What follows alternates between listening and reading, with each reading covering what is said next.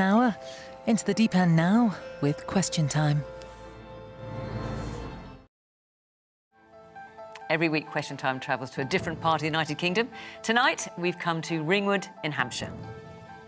On the western edge of the New Forest, there's been a weekly market here for 800 years, and that milestone is being celebrated in the town this summer. And Ringwood keeps another tradition alive, voting for Conservative MPs who've held this seat uninterrupted for 140 years. And as usual, our audience members arriving here this evening with their questions reflect the general political picture across the nation. And they want to ask, not surprisingly, about the arrest of Andrew Mountbatten Windsor and what impact it will have on the royal family as a whole. And also, employment. Are we looking at a job crisis for young people? Welcome to Question Time from Ringwood.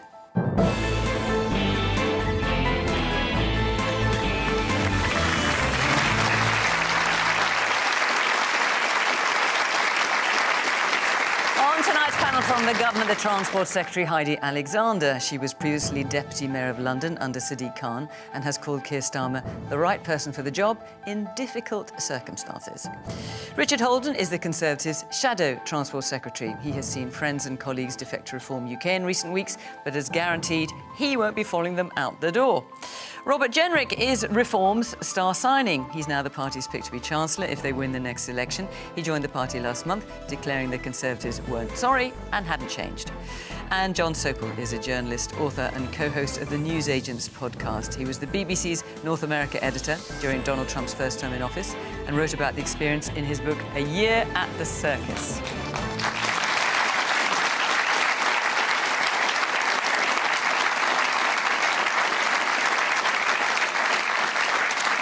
Good evening. Welcome to our panel. Welcome to our audience here in Ringwood. Very nice to see you. Thank you all for coming along. And, of course, welcome to you at home. Joining the conversation on social media is always pretty lively. Or just, that's an understatement, or just sit back and watch the programme. See how you feel. Let's get cracking with our first question. It's not going to come as a huge surprise. Josephine, off you go. Can the royal family survive the arrest and potential trial of Andrew Mountbatten Windsor? Lots of you have asked about this, so unless you've been, I don't know, asleep all day, you'll be across what has happened. But just let me remind everybody. So Andrew Mountbatten Windsor has been arrested by Thames Valley Police on suspicion of misconduct in public office, and it follows the release of documents from the Epstein files, which appear to show he shared reports from trade visits with Jeffrey Epstein. I have to say, of course, that Andrew has strenuously denied any wrongdoing, and he has been in police custody all day. John, can the royal family survive this? Yes, probably, but I would have answered any question before that and said, of course they're going to survive. But I do think this represents potentially the most serious crisis for the royal family since the abdication of Edward VIII, and you're going back nearly 100 years then for something as serious as that. I was really struck by the statement from the King where it starts, "I have learned with the deepest concern the news about Andrew Mountbatten Windsor and suspicion of misconduct in public office," as though Andrew Mountbatten Windsor is nothing to do with the royal family, is nothing to do with him. And of course, if this case comes to a trial, it will be Rex versus Mountbatten Windsor, big brother versus little brother. So we haven't been in this territory before. And the fact of the matter is that Andrew Mountbatten Windsor has spent the day in a police cell, in an interview room, but he is still eighth in line to the throne. And so I think that does raise the question, has the royal family done enough? Yes, the King stripped him of his titles, but there have been so many allegations that are so serious that should more distance have been put in place earlier. And what distance could that be then? Do you mean taking him out of the line of succession? Yes, and I think that when journalists have made inquiries to the palace, to government departments as well, about things that Andrew Mountbatten Windsor did as a trade envoy, no one's wanted to answer. They've shut down the freedom of information requests. They've said that they're not going to go there. And so you think, well, OK, they're not supporting him, but are they kind of implicitly covering up for what he's done? And you go back to that quote from the 19th century constitutional historian Walter Badger. He said, "We must not let daylight in upon the magic of the royal family." Well, daylight has come in and it doesn't look very magical right now. Heidi? So I think daylight is a good thing, and you asked the direct question whether the royal family can survive this. I think that they will. I think if you think about the life of service, really, of His Majesty the King and the former Queen, I think this country needs people that are willing to commit to public service, and I think that is true of those two individuals. And I look at the charity work of the Prince and Princess of Wales, supporting charities that do really important work on mental health, early childhood, and I think most people in the country appreciate that work. Now, clearly, Andrew has brought the royal family into disrepute. And I've seen the King's statement where he is very clear that the law now needs to run its course. And I think he was completely right to say that. The police obviously have the support of the government to conduct their investigations independently, and to make sure that they get to the bottom of this and follow wherever the evidence leads. And I think it's a very proud tradition of this country that policing happens without fear or favour. And, you know, I think that is what needs to happen now. Man here in the glasses. I think the short answer to that question is yes, the royal family will survive, and they'll come through it and everyone will love them in the future. Time will heal that wound. I think the bigger question around this subject is how do we deal with those that show any form of misconduct within public office? He's not the first, he won't be the last, whether it in government or other forms of public office. There's been plenty of people that have been accused as a result of these files or other things related to them. That's the bigger problem to me, is that there is a trend of people not behaving how we might expect them to do in positions of power or that we should be looking up to as a country. OK. Richard? I sort of make 2 points, really, and I think the first one is that the behaviour of Andrew Mountbatten Windsor, whatever he is actually criminally convicted of or not. And as I say, he has denied all wrongdoing. But it's clear from what's already in the public domain that falls well below the standards expected of a member of the royal family, which is why the King has already acted in removing him from those roles. Now, questions around line of succession and things can be dealt with down the line. But I think it stands, the way he's behaved stands in such stark contrast to the way, as Heidi said, the late Queen behaved, or the way the King behaves, or the way that Princess Anne behaves, or the way that Prince William and the Duchess of Cambridge behave. You know, they've got a real sense of duty to this country and to stand up for us and represent us on the world stage. And to see the way that he has besmirched them, it must be deeply personally hurtful to them to see the way he's behaved throughout all of this. And do you think, I mean, at the heart of the question is, you know, can the royal family survive? I mean, or will they be tainted by this? Well, I think they can survive. I think the King's, you know, in removing all associations with him as far as possible. That statement today, I thought, was quite damning, you know, from the King.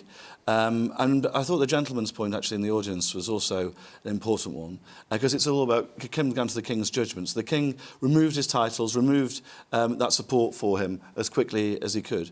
That's not been the case in other appointments recently, including in our ambassador to the United States, when things were known at the time of his appointment, and actually the decisions were made to press ahead with that appointment anyway. So I think there are bigger questions for the country and the government around the appointment of certain people, but I think the royal family itself will survive and will come through this, mainly because of the duty shown by the other senior members of the royal family, who genuinely, you can see the way they act, they can see the way this has impacted them and the family. And I think it's a really important thing that when there is misbehaviour, people are treated without fear and favour, as sadly was not the case in other appointments which have been made recently. All right, a few hands up. Let's hear from you. It's the woman there in the glasses. Yeah, I think that previous to today, I've been saddened and angered that in all of this, for however many years it's been going on, that the only two people, one of who is no longer here, has been a woman. And actually, for the first time, a man other than Epstein himself, is being held accountable and or started to be held responsible for the actions taken in all of these files. And I hope that the US falls quickly into the same motion to follow in the footsteps of the police here. Okay. Yeah. There's someone at the back. Oh, all I can see was your hand. Yes, woman there. I actually disagree that they've responded quickly. I think as a country, we saw it yonks ago, seeing it. We watched the Queen, bless her, we did adore her, but she tried to bail Andrew out, and pay off the victim, Jeffrey. I know that's sort of different to today's discussion with him being in police, but I think it's all been way too slow. They've tried to do the minimum, and just put plasters over it. It's all been too late. We saw it yonks ago. I mean, we don't know for sure who paid, where the money came from, actually, for the payoff. We don't know the facts about that, but I hear what you said. Yes, the man here in the front. So I think the royal family will survive. However, I think this is perhaps an opportune time to think, do we actually need so many royals who are working on official business? Because then you have to have those checks for all of those royals. And actually, you've got the core royals, the King, Kate and William. And I think, actually, if we look back in history, perhaps we didn't have such a large amount of people who are actually working for the, as royals on official business. Right. Okay. I mean, I think about Queen Victoria's time. She had, 13 children or something? She's married them all off around Europe and sort of did it that way. Yes, a woman at the back in the white sweater. Andrew was followed around by protection officers at all times, so it makes me wonder, the officers who followed him around must have known some information, that they would have handed that information over to their whoever is in charge of them. Therefore, the royal family would have had some whisperings many, many years ago about what he was up to. So the royal family aren't blameless in what Andrew has been doing. They will have been aware. So they have a lot more to answer to than just a statement that they have released.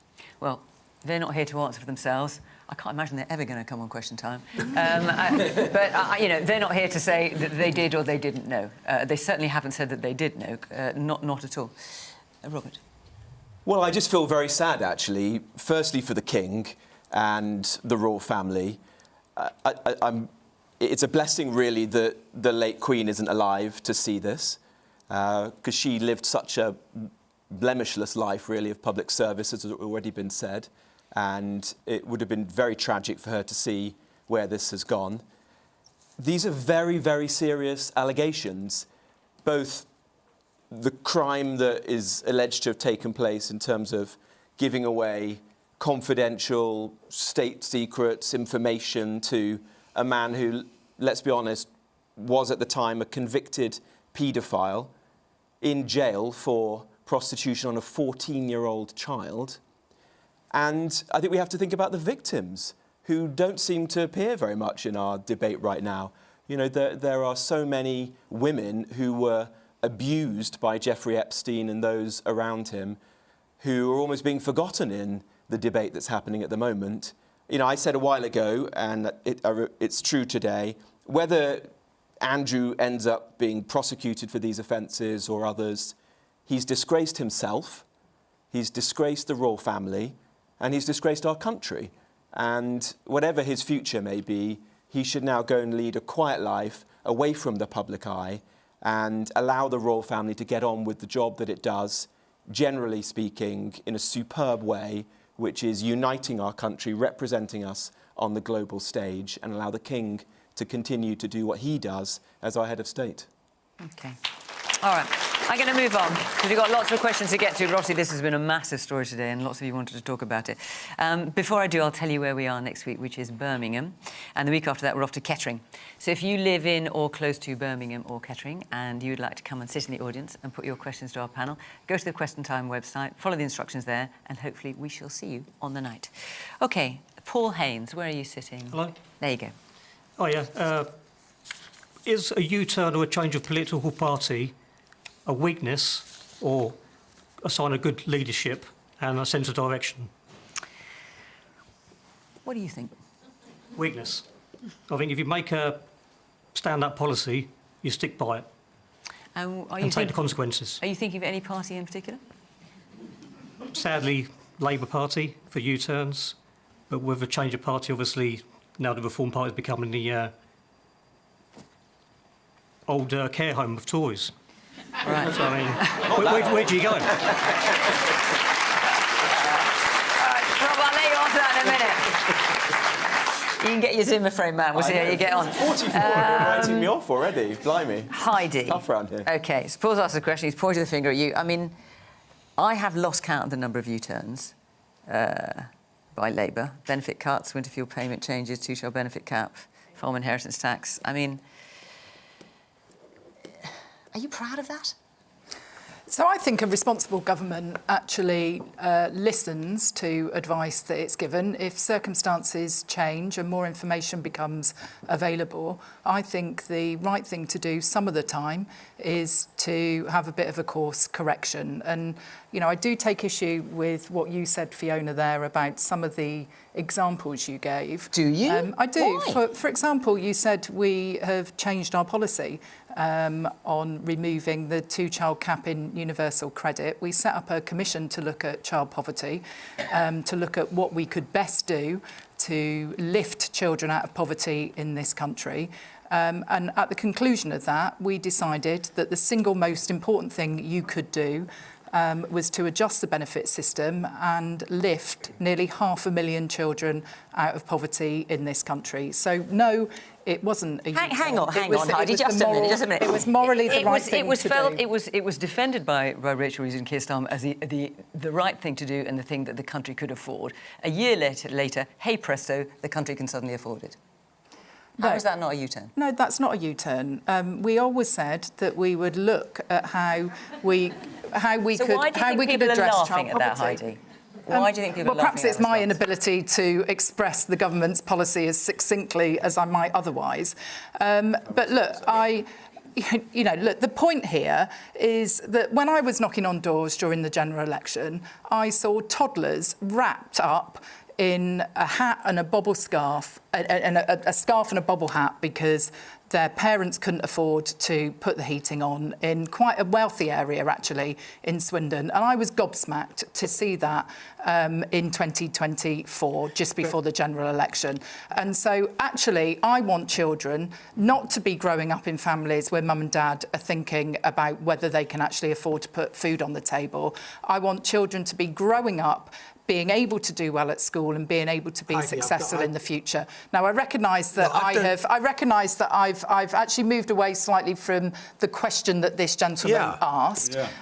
I think John's desperate to jump in for a minute. It just seems to me that, look, you've got a massive majority, and yet, you know, when it was personal independence payments, it was political ineptitude that you just could not get that through the House of Commons, and you had to back down on it. When you've got a majority that most other governments in history would have dreamt of having, and yet you had to climb down again and again this week over the elections when you kind of got legal advice that was suddenly bad for you. Well, why didn't you take the legal advice in the first place, and then you wouldn't have had the embarrassment of having to do that and then back down on it? So when it comes to the decision on local elections, we did get updated legal advice. And if it was a choice between a messy, expensive process through the courts or taking the decision now to give clarity to those 30 or so councils who had come to us because they're going through local government reorganisation and who said, look, there's a lot of time and expense of organising elections this year to only be having elections question about why you didn't get that legal year. Advice in the first place? So look, I mean, the situation hadn't changed. As a government minister, some of the time advice is updated and you can either choose to ignore it or you can choose to act on it. Now, I think a responsible government chooses to act on it. I think it was a reasonable thing to do in the first place when councils said, well, hang on a minute, we've got a lot on our plate at the moment with reorganising the local government boundaries, to say, could we postpone them for a year? But when the facts change, I think it was right to give certainty to those local authorities so they could get on and run the elections. And I would say what facts had changed, just out of interest? So I haven't been privy to the legal advice. I'm the Transport Secretary, not the Secretary of State for Housing, Communities and Local Government. But Steve Reid is a good colleague of mine. I trust him. If he's looked at it, then I think that was the right thing to do in those circumstances. But where we have changed our policy policy slightly. If you look at, for example, means testing of winter fuel allowance, we did make a mistake there. We set the threshold too low. And so that is why we have changed course, and we've said that households who are pensioners who have an income of below £35,000 will now all get the winter fuel allowance. We could have buried our head in the sand and not changed course on that, but I think we did the right thing for the British people in that decision. All right. So listen, there is not a party that's not had U-turns. Reform UK is a very young party. You had a few of your own. So let's talk about two-child benefit cap.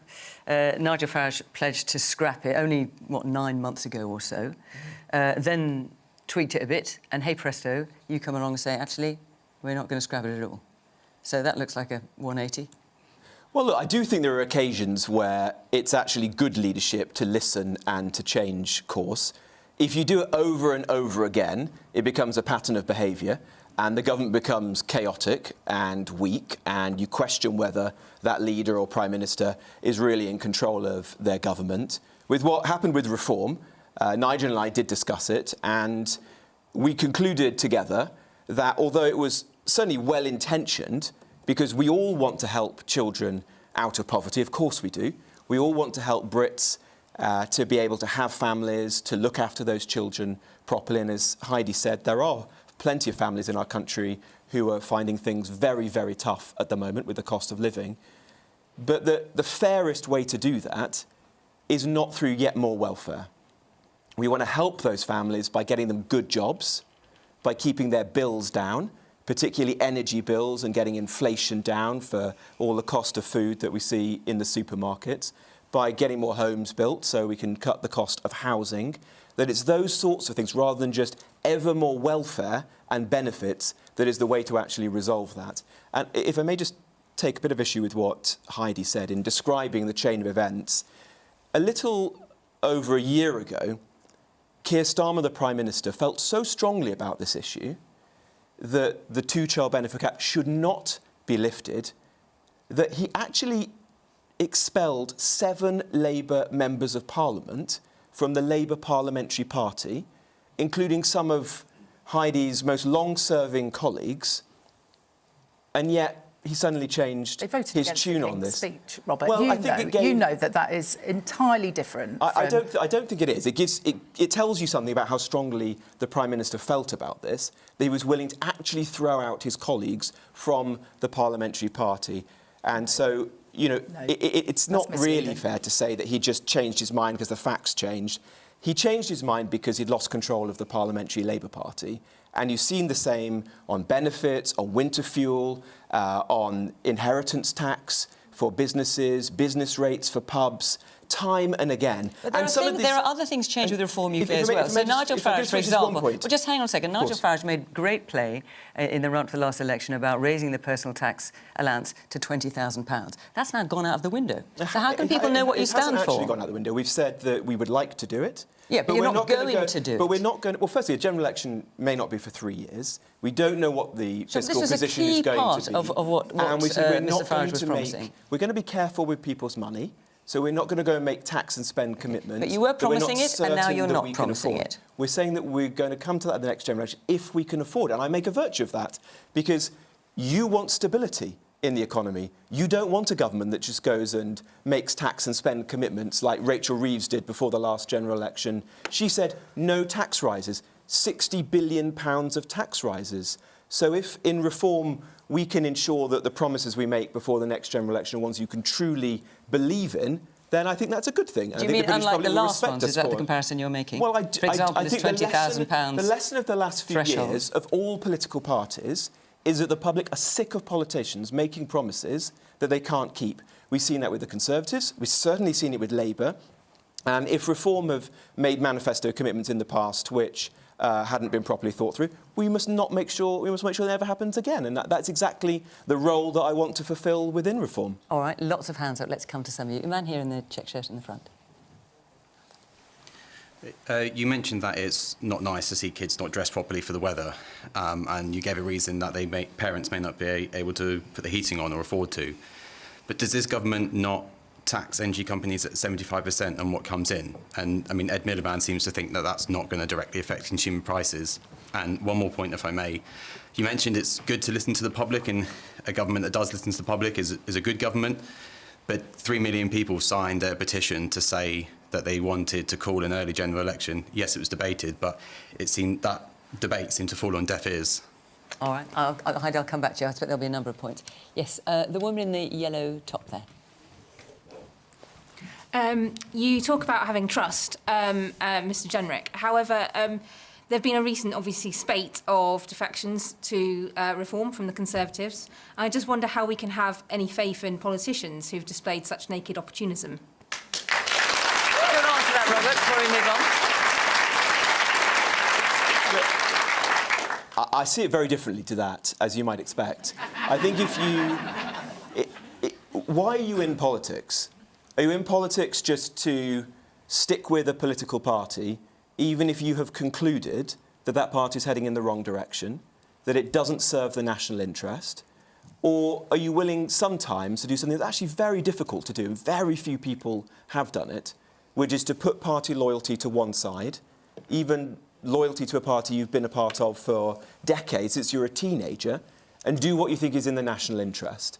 And I concluded, and it was a very difficult and personal decision to me, you know, I'd stood for leadership of the Conservative Party, but I concluded that the Conservative Party had not learnt its lessons from the mistakes it made when it was in office, that if it was ever in government again, it would make exactly the same mistakes all over again, and that it couldn't be trusted. And that if, like me, and I think millions of people across the country, you want to get rid of the present government and have a better government that's actually going to bring about real change in the country, then you had to rally behind Nigel Farage and reform. And that's what I've chosen to do. That wasn't easy. It wasn't about personal ambition, although I am ambitious, and ambitious for the country, frankly. I want to get this country back on a better track, and I want to have a good government running it for once, which we haven't had for a long time. Obviously, that is the government you were a part of. Yeah, and I resigned from that government, Fiona. I resigned. In the last Parliament, I was the only person to resign on a matter of principle. I then went onto the backbenches and I campaigned and voted against that government because I knew it was failing on immigration. It was making promises and consistently breaking them. All right, well, shall we bring in your another politician who did Conservative colleague? There's a lot of heavy sighing going on from you, Richard. Would you like to come in at this point? Look, I mean, Robert says it was a principled decision. I mean, Robert got kicked out of the Conservative Party. That's what actually happened, if people remember what happened when Kemi got rid of him. Look, I think it's pretty... I supported Robert in the leadership election, so to see him go was a really tough thing for me. Robert and I have known each other for a very long period of time, and I'd like to think that there's some friendship there as well. I think that this had a lot... Those decisions... Robert paints it as... about the good of the country and things like that. I'm not convinced of that. I think, he got kicked out and then he jumped into bed with the first people who would have him, i.e. Nigel Farage and co. And it worries me. I mean, he got kicked out because he was about to jump into bed. Well, Nigel Farage didn't seem to think that on the day, right? Yes, but Kemi Badenoch said, I had to... Well, you can speak for yourself, Robert Jenrick. Yeah, but I mean... Look, I was obviously about to do this and I'd made my decision and I'm convinced it was the right one. And Richard... for the sake of this programme, I know you have to, you can pretend that you think everything is sweetness and light in the Conservative Party, but you and I have had many, many conversations in which you have shared my concerns that the party made massive mistakes, that unfortunately it's not a national party anymore, that it's very unlikely to win more than a handful of seats at the next election, and that if you want to get rid of Labour and this failing government, you've got to back reform. No, but it was about... You know that, so it was I know about that. personal ambition. No. You had a middle-ranking shadow cabinet job under Kemi Badenoch, and you've gone for being shadow chancellor under the party... Well, not officially shadow chancellor. Well, not officially. John. Shadow Treasury spokesperson is actually the job. John, if you think it's easy to do what I've done, then you don't kicked out, Robert. You walk away from friends... Robert, you've made that point. Let's hear what John's got to say. But John... You've made that point, Robert. Let's hear what John's got to say. I am ambitious for the country. I don't want to see the country going down the path it's going at the moment. You've made that point. And the Let's only way bring to do that is to have a change of course. But look, you were a Remainer when David Cameron was the Prime Minister. You were a Brexiteer when Boris... You said it's a shame that shameful that Liz Truss is still in the Conservative Party, but you voted for her budget. And now, when the Tories are languishing in the polls, which they most certainly are, you've gone to the party that is leading in the polls, and you've got not shadow Treasury spokesperson job. John.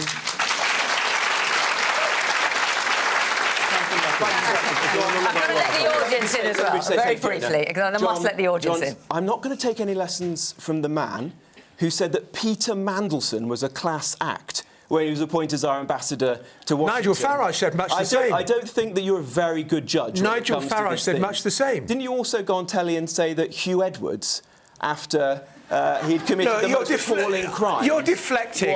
...was a great man and a close friend of yours, I think everyone can John. see that you're deflecting, because I'm not seeking elected office. You're not answering the questions that I'm posing to you. In fairness, John's not asking anyone to vote for him. Do you think that Peter Mandelson is a class act, John? OK. The gentleman's question. Very briefly. Distance yourself from Peter Mandelson, John. In fairness, Nigel Farage says... I've said on the podcast repeatedly that we've learnt about Peter Mandelson has absolutely, completely changed. But you knew when you said he was a class act. OK. Goodness me, stop. The pair of you. Robert. I might remind you that your current leader, Nigel Farage, also said some very complimentary things about Peter Mandelson when he was appointed. But anyway, let's park that for a minute. I know you want to come back in, but my goodness, the audience is sitting here, not getting a word in edgeways. Right, man here in the front. Perfect. So, with the level of defectors, should there not be enforced by-elections because they were...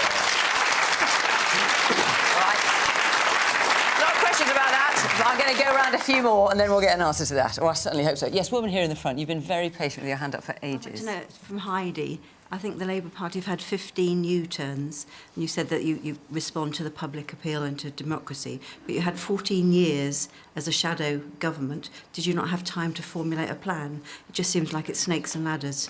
OK. Let's hear some more points. Where have we got? Yes, there's a woman over there in glasses with a black top. Yeah. Hi. So I'm an ex-teacher, and I've actually seen the poverty that Heidi was talking about in what would be deemed a well-incomed area, where children are coming into school hungry, they haven't had breakfast, they don't have coats on, and as teachers we're providing that ourselves. They're unable to buy books, etc. So I find it really shocking that we're hearing the Reform Party say that they think it is a good idea to keep the child benefit cap to 2 children and also reduce the disability payment. So we're actually taking away from the most vulnerable in our society. We haven't said OK. All right. Woman in the pink top. Thank you. I'd actually like people to stop bickering, because there just seems to be... We're always arguing between each parties, and actually I'd like the parties to actually work for me. OK. A woman that's a little bit further back with a black top on, yeah. So when parties are coming up with their promises and then you say we get additional information which causes us to, not U-turn, because you wouldn't use that expression, but wouldn't it be better to get as much information as possible before you make a promise? Yeah. All right. Let me hear one more thing, and then because I know you also want to come back in. Yes, the man, you've got sort of colourful top on a white T-shirt. Yes. Robert, you said about how you didn't win the leader election and then you got removed from the party. Is that not just a case of you throwing your toys out the pram because you're not in charge? And so you're going to go to a party that's not got many MPs, so you've got a bit more of a megaphone and still talk the rubbish that you do? Right, OK, right. You want to come back in and you've got to be brief, because otherwise we won't get around the questions. Robert. Well, I'd just like to answer the important question from the lady over there. Look, we want to protect the most vulnerable in society. I think we all want a safety net for people who are decent, hard-working people, but who fall on hard times.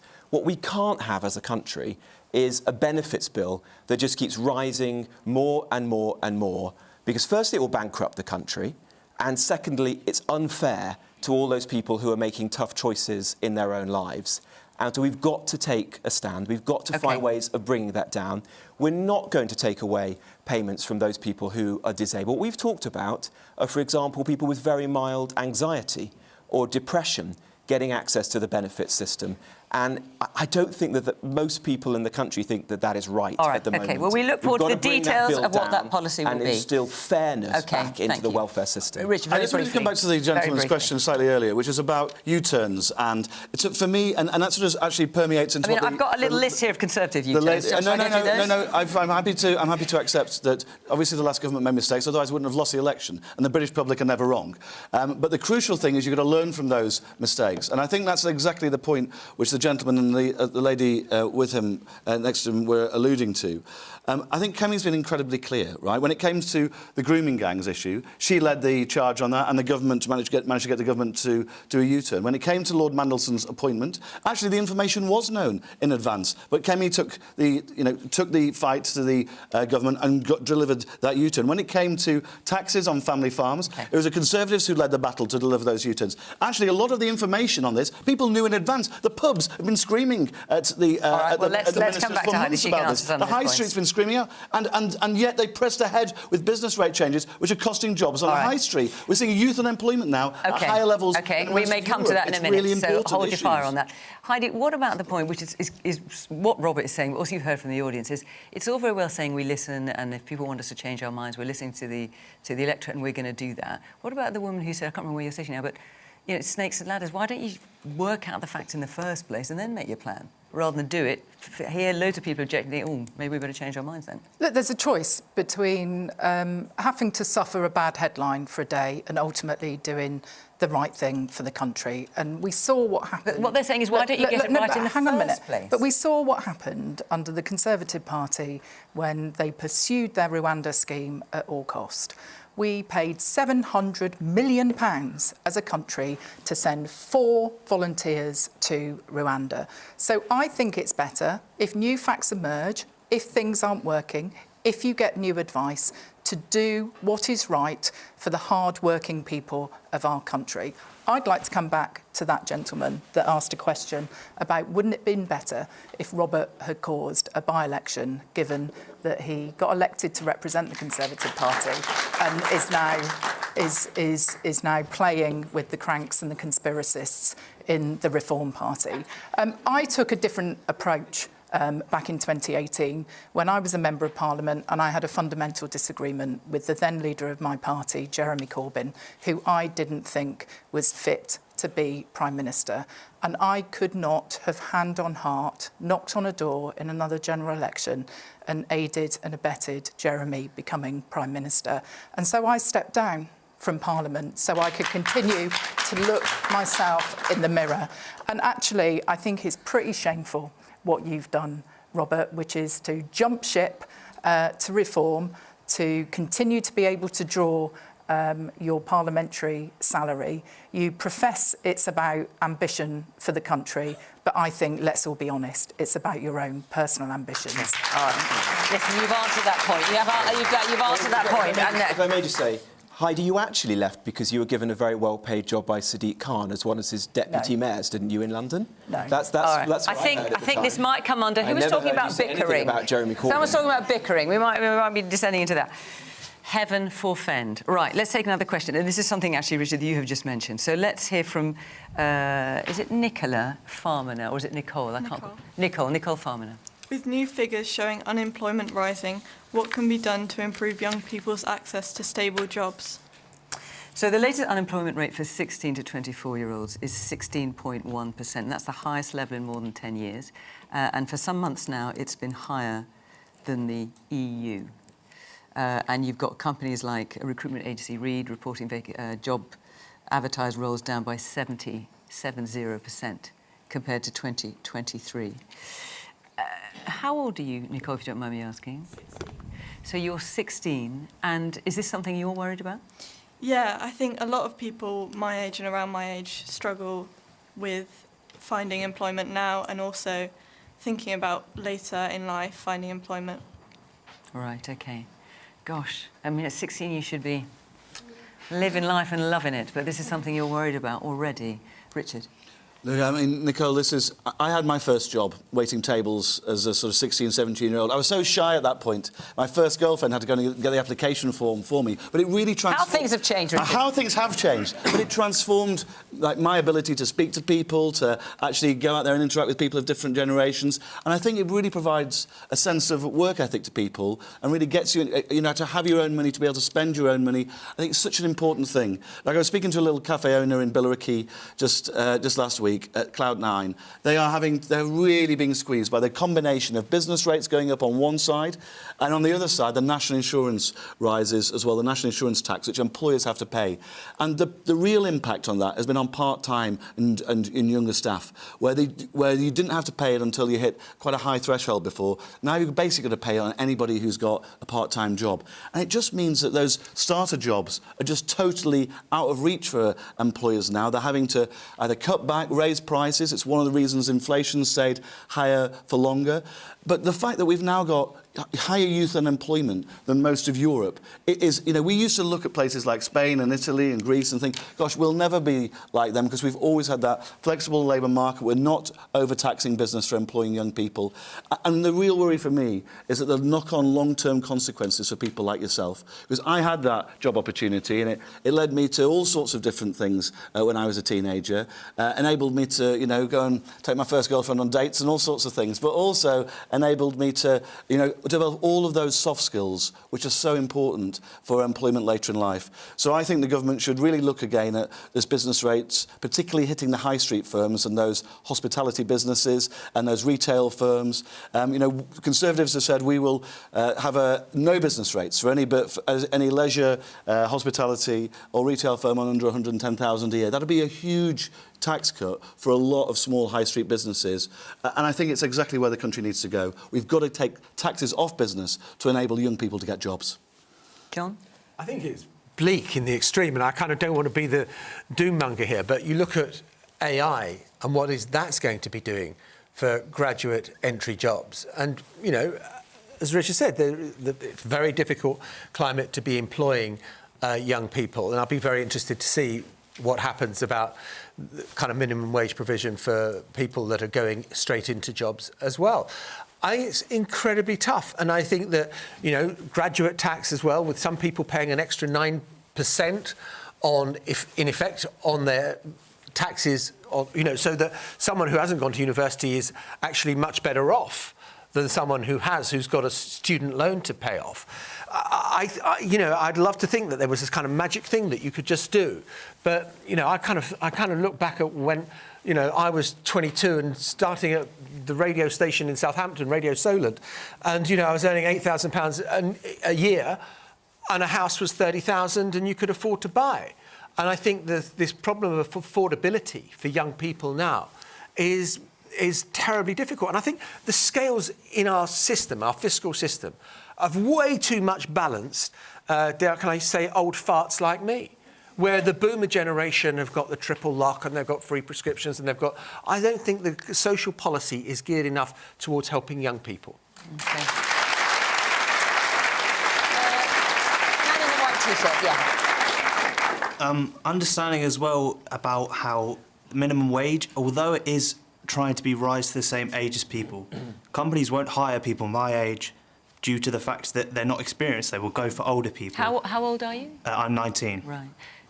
So there's businesses would not choose to hire people my age. They choose more experienced, which will then make us and unemployment go up as it is seen. Okay, and there's a woman in a black top over there.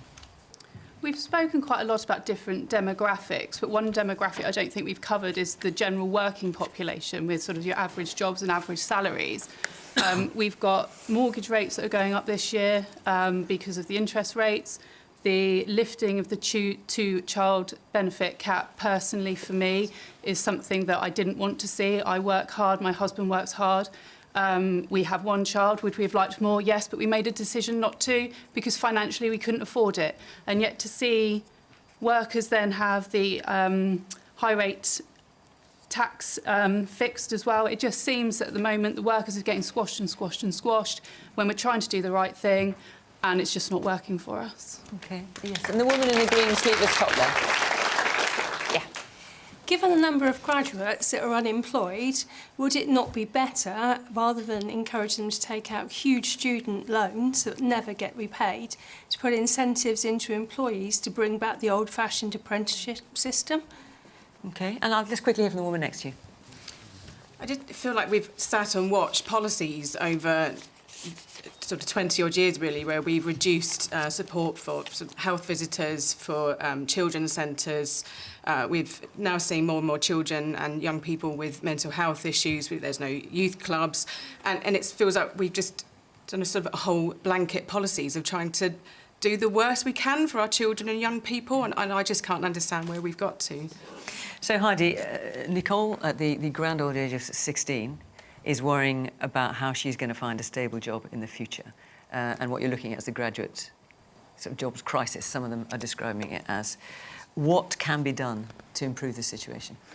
So I totally understand where you're coming from. And I was thinking back to my first job, actually, when I left university, and I did for a temporary period of time. I worked in a call centre, and of course, some of those jobs where people are phoning up businesses now aren't actually getting to speak to a human being. You find a chatbot, it drives some people absolutely mad, doesn't it, that experience? And so the world of work is definitely changing, and I understand why it's so important that the government commits to giving decent employment opportunities to young people.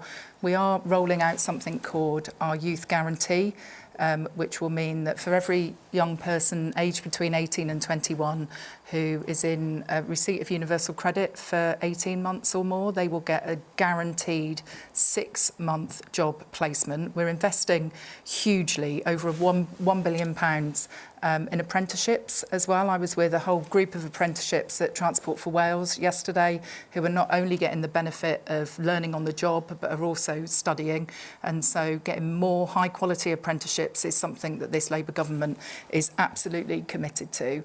But the most important thing that we can do for you, Nicole, is to get the economy firing on all cylinders. We have secured over £340 billion of private investment since we came into government. That means businesses, more businesses locating here, businesses growing. We saw inflation come down this week, which is good news for businesses. If interest rates come down again, we've had 6 interest rates cuts. That means it's cheaper for businesses to borrow and to expand. And so, look, that's why it's so critical that we do have stability in the government. We have had to take some difficult decisions as a government, but they've been the necessary decisions to create those conditions for economic growth. Because if we get those new high-quality jobs, that's the way in which people like you can look forward to the future with confidence and know that when you're 18, when you're 21, there's going to be good quality jobs there for you. What about the point made by the man in the back in the white T-shirt? I think what you were referring to when you're saying why should people employ people like me, you're 19, is the idea, and this is something that Labour has committed to, of raising the minimum wage for 18 to 20-year-olds to the same as those above that age. It looks like the government's thinking, well, I don't want to mention the U-turn word again, but it's looking like that might be dropped. Is that the case?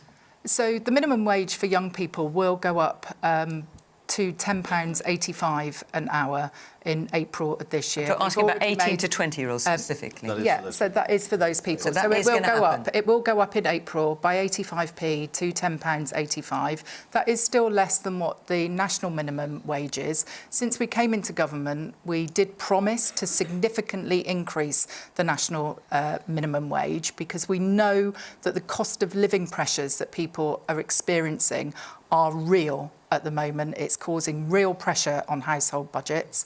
And so we think it was the right thing to do to give an income boost to the lowest paid in our country, given those cost of living pressures. And it's why the minimum wage for young people will go up to £10.85 in April. Robert? Well, it's a mess at the moment, isn't it? The economy is in a very bad place, and absolutely everyone you speak to is feeling hard up right now. All the bills are going up, wages are stagnating, companies are laying people off. Every business I visit across the country is putting off investment or parting company with staff. Factories are closing, energy bills are going up because of the ridiculous energy policy being pursued by Ed Miliband. And it's young people of all who are suffering the most.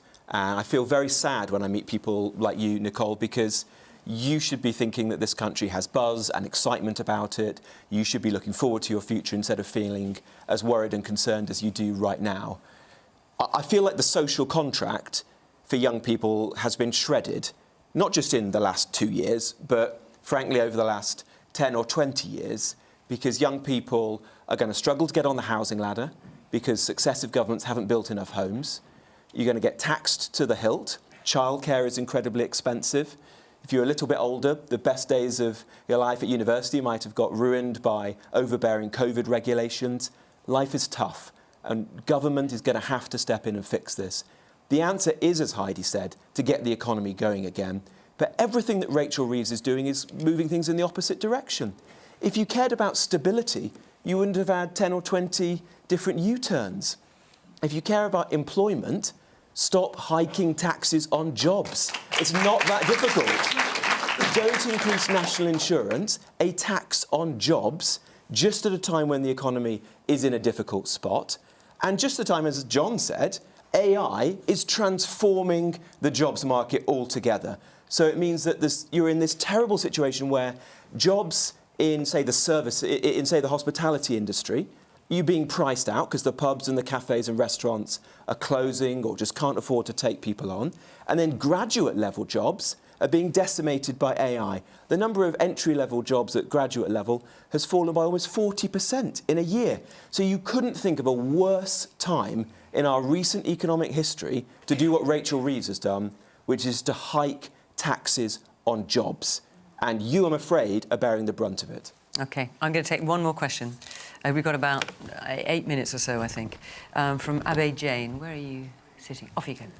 With rising unemployment and cost of living, should we pause net immigration as we have no jobs or affordable housing to accommodate people? So I'm assuming you think it should be paused? Unfortunately, yes. Almost to the point of we can't even get young people jobs. Young people can't even afford houses. OK. Richard, should we pause net immigration? I think the issue around immigration overall is that there are people coming and going all the time. So there's students coming in and they count towards the immigration numbers. My brother got married to an Italian girl. She counts towards immigration numbers. You're going to say that, you know, they can't be married and live in the UK. So I think the crucial thing is we need to control immigration and get the numbers really down, and we decide who comes and when. And I think on the other side, we've also got to get a real grip. And the truth is the last Conservative government, of which Robert and I were both members, did not get a grip on the ECHR and some of the rules which allowed people to come here illegally and stay illegally and then use our benefits and welfare system illegally, costing all of you money. My party has done a huge amount of work now with review after review on ensuring we're in exactly the right place for the future, where we can get out of the ECHR, maintain the rights that everybody wants, but not just be a soft touch to people who want to come here illegally and leech off our benefit system. That's what we need to do, ensure that we can control who comes here, and if people come here illegally, they're not allowed to stay and they go back to where they came from. Earlier on, Heidi made a point about the Rwanda scheme. The truth is we have to have a deterrent. That's why the small boat crossings have gone up under the Labour government, which is wrong. And we've got to have a proper returns agreement, and we've got to have a proper deterrent. The reason they cancelled it is because they don't care about tackling illegal migration. That's why it's gone up.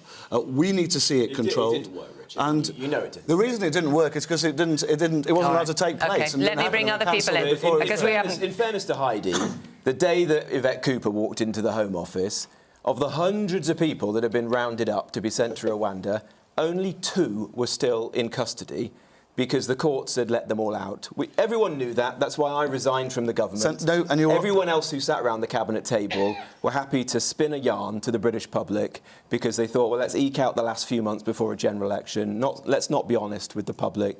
And that's one of the reasons why people have lost faith in the Tory party. We both stood at the last general election, Robert, on the same manifesto. No, not really. I put on my election. No, literally, I put on my election leaflets that we should leave the ECHR. And which is exactly now our policy. Oh, and right. Well, it is, Robert. Well, I don't know what the Tory party's policy is, but we all know that I would be stunned if the Tory party ever left the ECHR. We all know that you don't know what Reform's party policy is because you voted for welfare one day and then now you're fighting against it the next day. OK. No, I think that's very clear now. All right.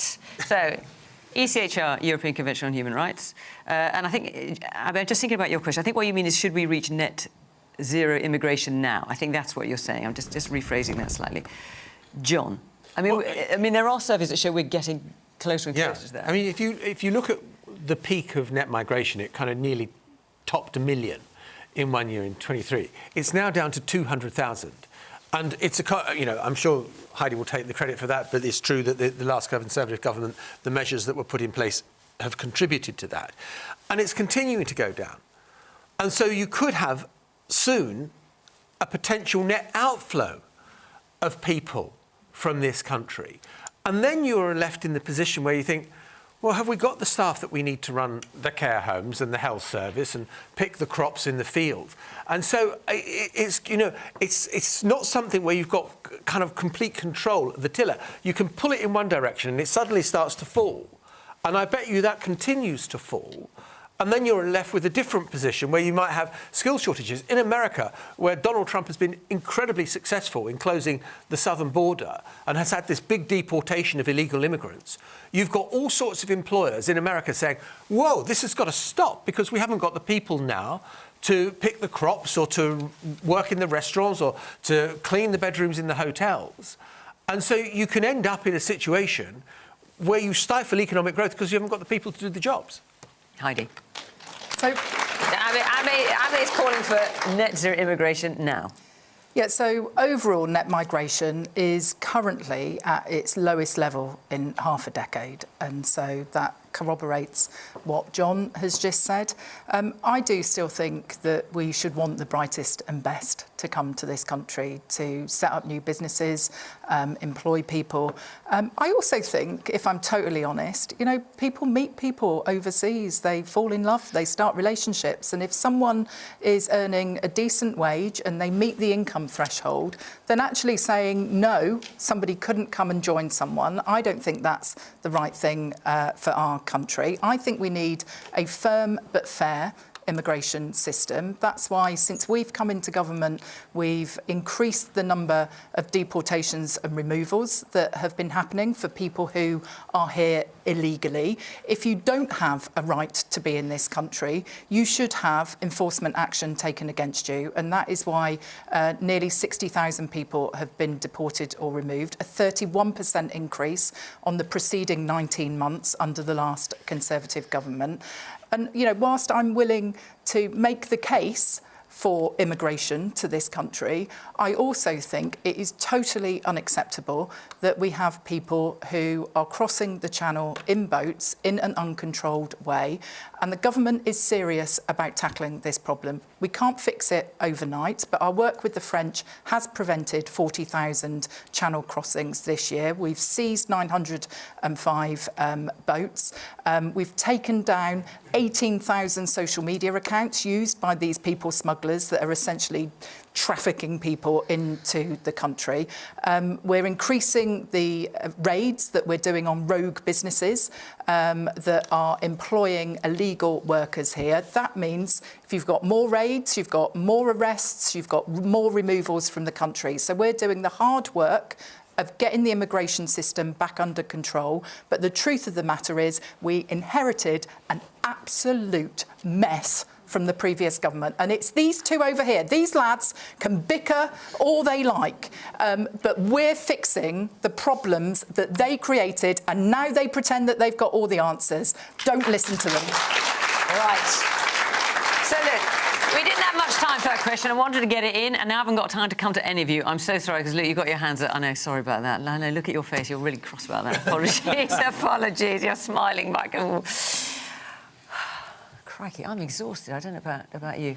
Right, we're out of time. Let me just remind you that next week we're going to Birmingham. The week after that we're in Kettering. So if you'd like to come and put your tenpenneth to, or tuppence worth, whatever the expression is, to our panel. Please apply to be in the Question Time audience. But otherwise, for now, thank you to our panel.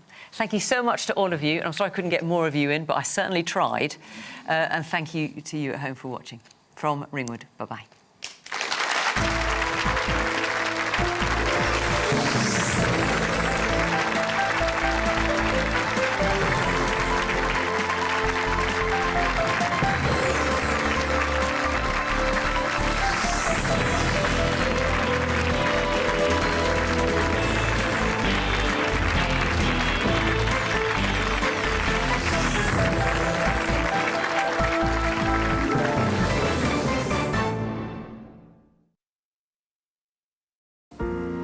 What if we could travel through time?